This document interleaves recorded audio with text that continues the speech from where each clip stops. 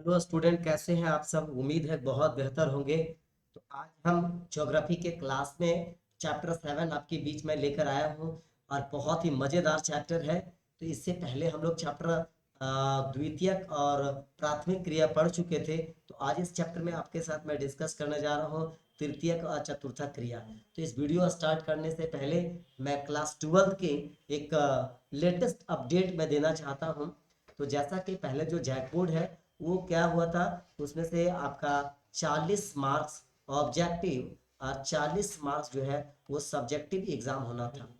और जो ऑब्जेक्टिव होना था वो तो OMR सीट पे होने वाला था। तो ये इसको जो चेंज करके थोड़ा सा क्या क्या है कि अब आपके एग्जाम OMR सीट पे ना होकर सीधा आंसर सीट पे होगा। तो आंसर सेट में जो है 50 नंबर आपका सब्जेक्टिव होगा और 30 नंबर आपको ऑब्जेक्टिव होगा। तो जो ऑब्जेक्टिव 30 नंबर होगा उसी आंसर सेट पर आपको आंसर लिखना है, या आपको ये ABC जो ऑप्शन है वो आपको करना है ना। तो ये लेटेस्ट जानकारी था आपके बीच जो मैंने अभी बताया है। तो आइए बिना लेट किए इस वीडियो को हम लोग शुरू करते हैं, इस चैप्टर को समझाना हम शुरू करते हैं और बेहतर तरीका से समझेंगे क्योंकि आपका एग्जाम भी बहुत करीब है ना।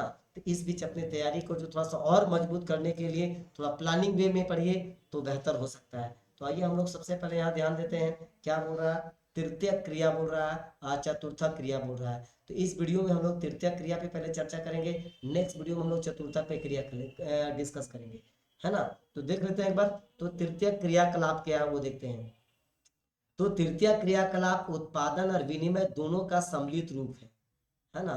तो तृतीय क्रियाकलाप का संबंध किससे है? हमारा सेवा क्षेत्र से है, समझ ना।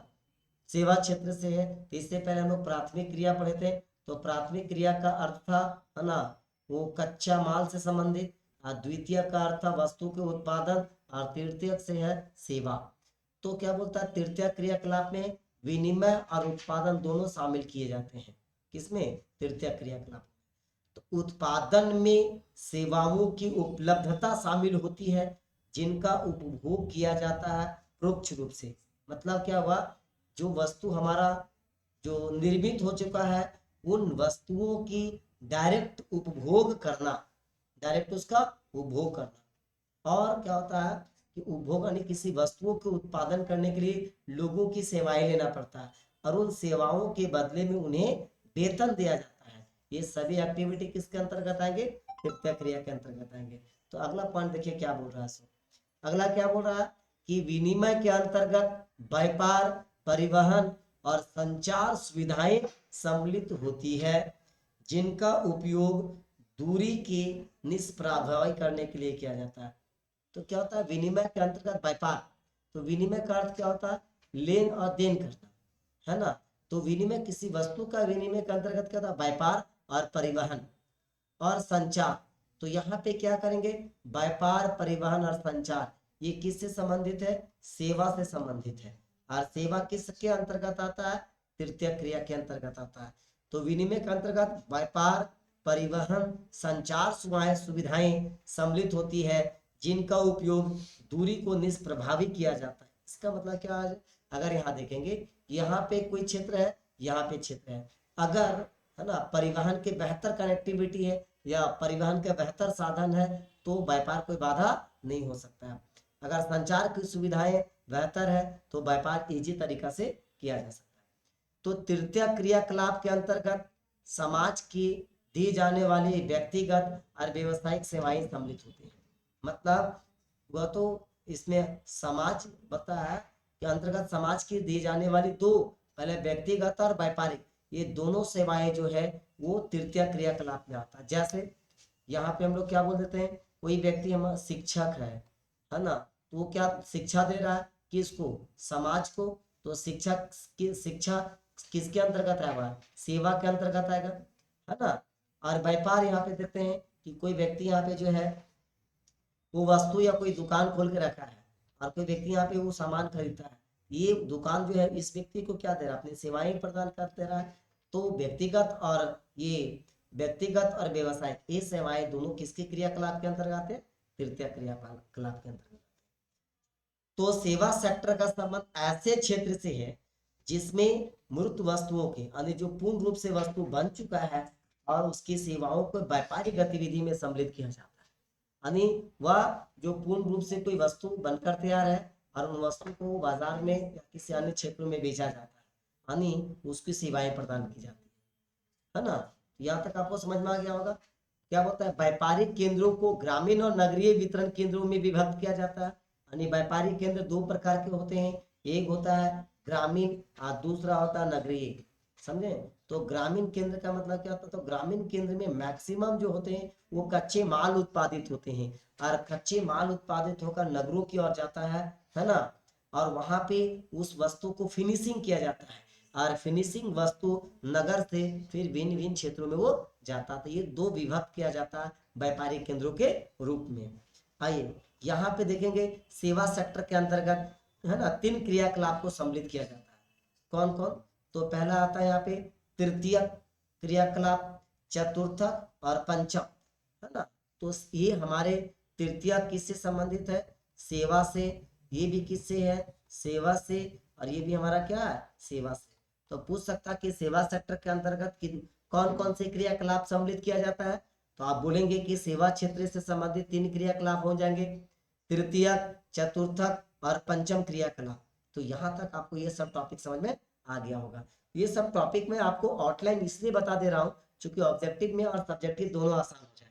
अगर आप चाहते हैं कि इस प्रकार का एकदम बिल्कुल डीपली वीडियो समझें, है ना, और चैप्टर को लाइन बाय लाइन समझें, उसके लिए बहुत आसान है। आपको ने पहले वीडियो में बताया थे कि वहाँ पे आपको जो है प्ले स्टोर में कॉमर्स वर्ल्ड हजारीबाग का ऐप इंस्टॉल कर लीजिए और वहाँ पे हेल्पलाइन जो नंबर दिया हुआ है उस नंबर पे संपर्क कीजिए और बहुत इजी तरीका से, है ना, और बहुत कम फीस में क्लास ज्वाइन करके वहाँ से आप पढ़ सकते हैं। तो आइए हम लोग नेक्स्ट टॉपिक के ऊपर डिस्कस करते हैं। तो क्या बोलता है यहाँ पे तृतीय क्रिया, यहाँ पे तृतीय क्रियाकलाप के अंतर्गत व्यापार एवं वाणिज्य, परिवहन, संचार से तृतीय के क्या, व्यापार, वाणिज्य, परिवहन और संचार सेवाएं किसके अंतर्गत आते हैं, तृतीय क्रिया के अंतर्गत, इसके अंदर ये शामिल होते हैं। ठीक है, चलिए अब आता है यहाँ तक तो आपको तृतीय क्रियाकलाप आप पढ़े, ठीक है। अब यहाँ आपको चतुर्थक है, तो चलिए मैं यहाँ ये भी टॉपिक आपको बता ही देता हूँ, है ना, क्योंकि इधर वाला टॉपिक कंप्लीट हो जाए फिर मैं नेक्स्ट में बताऊंगा फिर ऑब्जेक्टिव। तो चतुर्थक क्रियाकलाप के अंतर्गत अनुसंधान एवं विकास पर आधारित होता है। अनुसंधान किसके, ज्ञान और तकनीक, दक्षता और प्रशासनिक क्षमता से संबंधित क्रियाकलाप होते हैं। यानी हम चतुर्थक क्रियाकलाप को शोध बोल सकते हैं, शोध से संबंधित होते हैं। तो बोलता है ये सेवाएं, है ना, से समस्त क्रियाकलाप जिन वस्तुओं के उत्पादन से नहीं होता है और वस्तुओं उत्पादन के विपणन में सहायक होते हैं, है ना। इसके क्या होता है, विपणन में ये सहायक होते हैं। इसका मतलब क्या होता है कि कोई व्यक्ति कोई वस्तु उत्पादन कर दिया तो उस वस्तु को बड़े पैमाने पे हम उसको कैसे बेच सकते हैं, है ना, और इसको इस क्षेत्र को और कैसे बड़ा कर सकते हैं। इसमें जो भिन्न प्रकार के जो दिमाग लगता है, ये उसमें से जो एफर्ट लगाता है ना, उसको हम लोग बोलते हैं चतुर्थक क्रिया।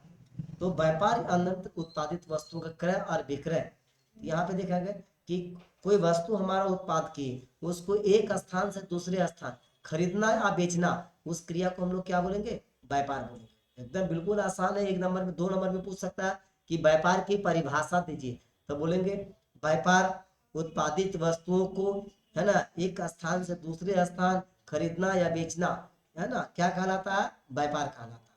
बहुत ईजी है। थोड़ा और आगे चलते हैं हम लोग। तो कोई भी व्यापार होता है तो उसका जो मुख्य लाभ होता है वो होता है लाभ कमाना। यहाँ ध्यान देना, क्या होता है, लाभ कमाना। जितने भी व्यापार होते हैं उन व्यापार का सबसे जो प्रमुख क्रिया होता है वो लाभ कमाना। क्या बोलता है, लाभ प्राप्ति के उद्देश्य से फुटकर। तो फुटकर मतलब क्या होता है ना, फुटकर व्यापार और थोक व्यापार। तो थोक व्यापार का अर्थ क्या हुआ पे, जब कोई वस्तुओं को बड़े पैमाना पे सेल करता हो तो उसको बोलते हैं लोग थोक व्यापार, और उसी सामान को खुदरा में बेचता तो उसको बोलते हैं लोग फुटकर व्यापार। जैसे मान लीजिए कोई व्यक्ति आप आलू खरीदने के लिए बोले कि 1 केजी आलू दीजिए और आपको 1 केजी यहाँ पे आलू वो दे दिया, तो उसको थोक बोलेंगे कि फुटकर, उसको फुटकर व्यापार बोलेंगे। फिर आपको आलू खरीदना है, आप हमको बोले 50 केजी चाहिए, 500 केजी चाहिए या 10 क्विंटल चाहिए, 5 क्विंटल, यानी किसी वस्तुओं के बड़े पैमाना पे बेचना, ये कहलाता है थोक व्यापार। संपन्न कराने वाले, ये नगरीय केंद्र मुख्यतः व्यापारिक केंद्र कहलाते हैं। व्यापारिक केंद्र कस्बों और नगरों में हो, कस्बों और नगरों में हो सकता है। तो व्यापारिक केंद्र उस केंद्र को कहेंगे जहाँ के व्यापारिक गतिविधियां उस केंद्र से जाकर विभिन्न क्षेत्रों में वो फैलता हो, उसको लोग बोलते हैं व्यापारिक केंद्र। ठीक है, आइए यहाँ ध्यान देते हैं थोड़ा सा। तो क्या बोलता है, बोलता उपभोक्ता को जब वस्तुएं प्रत्यक्ष रूप से विक्रय की जाती है तो ऐसे व्यापारिक क्रियाकलाप को फुटकर व्यापार कहते हैं। प्रत्यक्ष रूप से, जैसे यहाँ पे एक दुकान है, आपका ये आपका दुकान है, कस्टमर आपका जो है दुकानदार का नाम ए है, यहाँ पे बी, आप इस दुकान के काउंटर पे गए, बोले मुझे एक साबुन चाहिए 10 रुपया का, वो आपको दे दिया, तो सीधा आप उससे ले लिए, तो उसको हम लोग प्रत्यक्ष फुटकर व्यापार, प्रत्यक्ष फुटकर व्यापार। थोक व्यापार क्या है, तो थोक व्यापार बता श्रृंखला भंडारों से कुछ बड़े भंडार निर्माताओं की जाने वाली सीधी खरीद संबंधी व्यापारिक गतिविधियां थोक व्यापार कहलाता है। इसका मतलब क्या होता है कि मानते ये कोई फैक्ट्री है, यहाँ पे बड़े पैमाना पे वस्तुओं का ये उत्पादन हो गया, बहुत बड़े पैमाना पे, और कोई यहाँ पे ये व्यक्ति है और वो व्यापारी है, अब इस वहां के उत्पादित वस्तु का बहुत बड़ा भाग ये खरीद के अपने पास ले आता है। ठीक है, तो इसको बोलेंगे थोक व्यापार। फिर ये क्या करता है, छोटे छोटे जो दुकानदार रिटेलर होते हैं उसको ये प्रोडक्ट देता है, फिर रिटेलर सीधा अपने कस्टमर को देता है। इस गतिविधियों को हम लोग थोक व्यापार, है ना। चलिए थोड़ा सा मैं इसको समझने के और यहाँ पे मैं कोशिश करता हूँ, क्योंकि वीडियो कम से कम 30 मिनट का होना चाहिए, है ना। अगर इसलिए मैं छोटा वीडियो बनाता हूँ, और बड़ा वीडियो आप जैसे देखते हो उसको स्किप कर देते, फिर आप देखते नहीं है ना। इसलिए मैं छोटा छोटा वीडियो बना रहा हूँ, इसको एक दिन में कम एक वीडियो 2 वीडियो करके बढ़िया से समझिए, है ना, ताकि आपके लिए थोड़ा आसान हो जाए। तो मैं इसको एक बार क्लीन कर देता हूँ, क्योंकि समझने में आसान हो थोड़ा सा।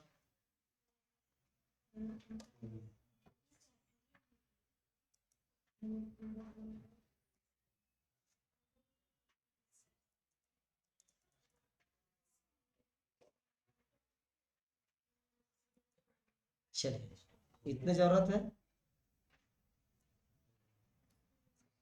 तो हम लोग ये 3 टॉपिक और हम लोग डिस्कस कर लेते हैं। ठीक है, ये टॉपिक हमारा क्या है, सो देख लेते हैं। इसमें राइट आंसर टिक किया मत करो।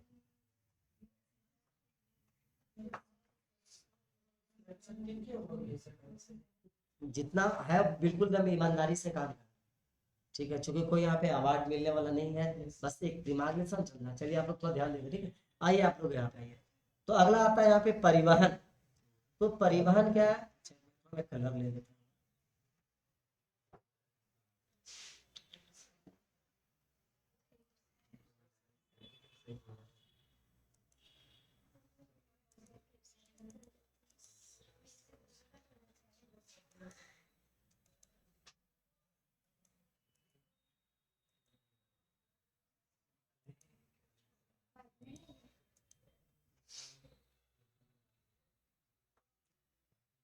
चलिए, तो यहाँ पे क्या बोलता है, परिवहन समझने की कोशिश करते हैं। तो परिवहन क्या है, वह व्यवस्था है जिसमें वस्तुओं और यात्रियों को एक स्थान से दूसरे स्थान तक ले जाने की व्यवस्था को हम लोग बोलते हैं परिवहन। यानी एक स्थान से दूसरे स्थान तक आने और जाने में जिस भी प्रकार के जो साधन का जो यूज होता है उसको हम लोग बोलते हैं परिवहन। और परिवहन कितने प्रकार के होते हैं, तो परिवहन होते हैं 3 प्रकार का। पहला होता है सड़क परिवहन, दूसरा होता है जल परिवहन, और तीसरा होता है वायु परिवहन। ठीक है, समझ में आ गया होगा। ये टॉपिक यहाँ क्लियर है। बोलता परिवहन व्यवस्थाओं के अंतर्गत जब विभिन्न स्थान को आपस में जोड़ा जाता है तो एक जाल यंत्र निर्माण का परिवहन व्यवस्था अंतर्गत जब विभिन्न स्थानों को आपस में जोड़ता है। जैसे मान लेते हैं कि ये हमारा ये क्षेत्र है, देखिए इधर से इधर से इधर से और इधर से, यानी आप जिस भी क्षेत्र से आएंगे आपस में एक दूसरे से यहाँ पे जुड़ जाएंगे, तो इसको हम बोलते हैं यहाँ पे परिवहन के जाल तंत्र। जब 2 या 2 से अधिक मार्ग किसी बड़े कस्बे पर आकर मिल जाते हैं तो वह कस्बा क्षेत्र जो है वो नोड कहलाता है। याद रखेंगे, नोड कहलाता है। फिर से देखें, जब 2 या 2 से अधिक मार्ग किसी बड़े कस्बे का आकार आकर मिल जाता है उसको कस्बे को क्षेत्र को हम लोग नोड कहते हैं। ठीक है, ये वाला कभी कभी पूछ सकता है नोड की परिभाषा दीजिए, तो ये वाला आप परिभाषा इसको लिख सकते हैं, बिल्कुल सटीक है। आप क्या बोल रहे हैं यहाँ पे कि संचार सेवाओं के अंतर्गत तथ्यों तथा विचारों का प्रेषण किया जाता है। संचार सेवा क्या होता है? जहां हमारा कोई तथ्य है या विचार संप्रेषण करते हैं। तो इसके कौन कौन से साधन है? तो वर्तमान समय में रेडियो संचार के साधन है, दूरदर्शन, समाचार पत्र, उपग्रह, इंटरनेट और सोशल मीडिया। सोशल मीडिया इसके अंतर्गत क्या आएगा? फेसबुक, व्हाट्सएप, इंस्टा, ट्विटर, ये सब हमारे संचार के प्रमुख साधन है। तो आज के डेट में ये सब जो देखें रेडियो ऑडियो, वो इसकी प्रचलन कम हो गया है। फेसबुक, ट्विटर, इंस्टा, व्हाट्सएप, इसकी जो प्रचलन है वो तीव्र गति से बढ़ता जा रहा है। ये सब क्या है? संचार के साधन है, संचार के साधन। ये सेवाएं ऐसे क्रियाकलाप है जिनमें वस्तुओं को उत्पादन नहीं होता, बल्कि सेवाएं विभिन्न स्तरों पर ली जाती है और दी जाती है। उसको हम लोग आप यहाँ पे जिसके और अपना मूल्य निश्चित होता है। यहाँ ध्यान दीजिएगा, मान लीजिए कोई टीचर है, ये टीचर क्या करता है? अपनी सेवाएं प्रदान करता है, कोई वस्तु का निर्माण नहीं, उत्पादन नहीं करता। इस टीचर के अपनी क्वालिटी के हिसाब से इसका रेट होता है। कोई टीचर्स का 5,000 भी फीस है, किसी का 7,000 है, किसी का 8,000 है, किसी का कुछ है, किसी कुछ है ना। तो सेवाएं वो प्रदान करता है और उसके बदले में वो अपना वो क्या लेता है? एक रूप से मतलब वो पैसे लेता है। ठीक है, आइए यहाँ पे ध्यान दीजिए।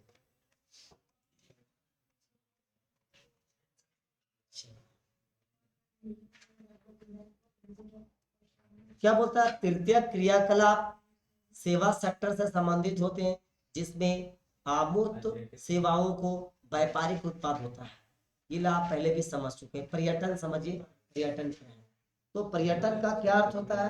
तो पर्यटन तृतीय क्रियाकलाप के अंतर्गत आता है। जब कोई व्यक्ति अपने मनोरंजन के उद्देश्य से, मनोरंजन के उद्देश्य से कहीं भ्रमण करने के लिए जाते हो, तो उसको हम बोलेंगे पर्यटन, है ना। या तो यात्रा होगा, या तो मनोरंजन होगा, या तीर्थ होगा, जो भी होगा। तो पर्यटन तृतीय क्रियाकलाप के अंतर्गत शामिल है। पर्यटन एक ऐसी यात्रा होती है जो व्यापार की बजाय, है ना, मनोरंजन के उद्देश्य से लोग जाते हैं, उसको हम लोग बोलते हैं पर्यटन।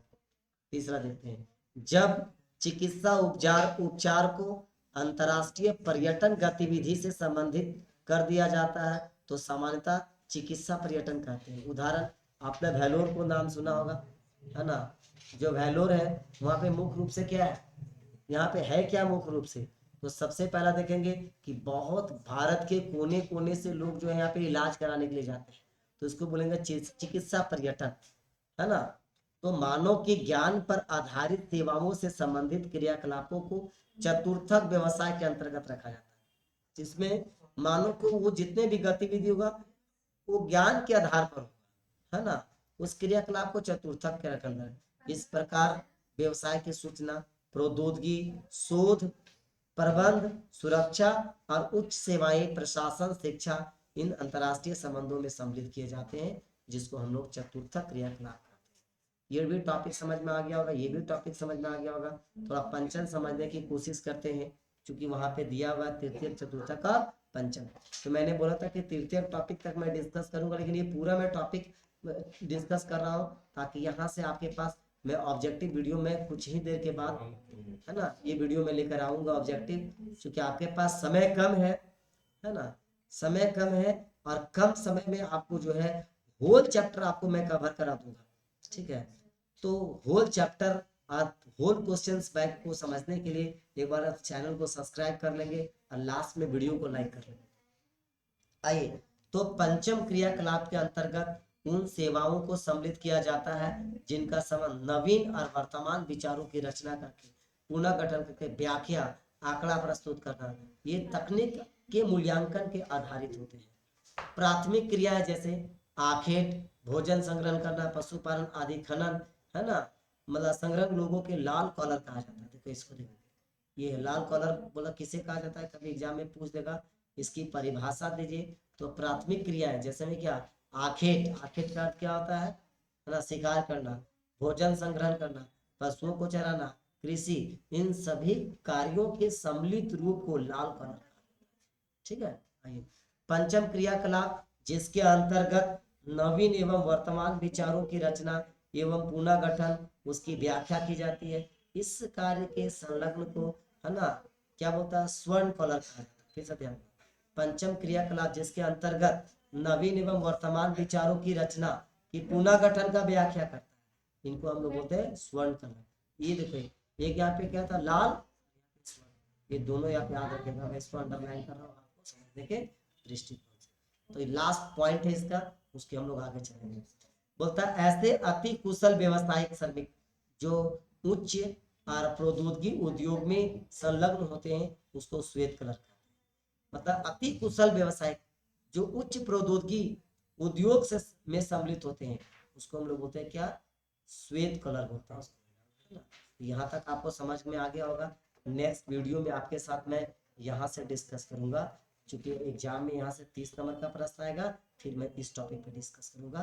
तो इस वीडियो में यहीं तक। वीडियो अगर अच्छा लगे तो एक बार आप जरूर इस वीडियो को लाइक कर देंगे और चैनल को सब्सक्राइब कर लेंगे, ताकि एग्जाम तक आपके पास जो है प्रत्येक वीडियो समय से चला जाए। तो यहीं तक, बहुत बहुत धन्यवाद, मिलते हैं नेक्स्ट वीडियो में।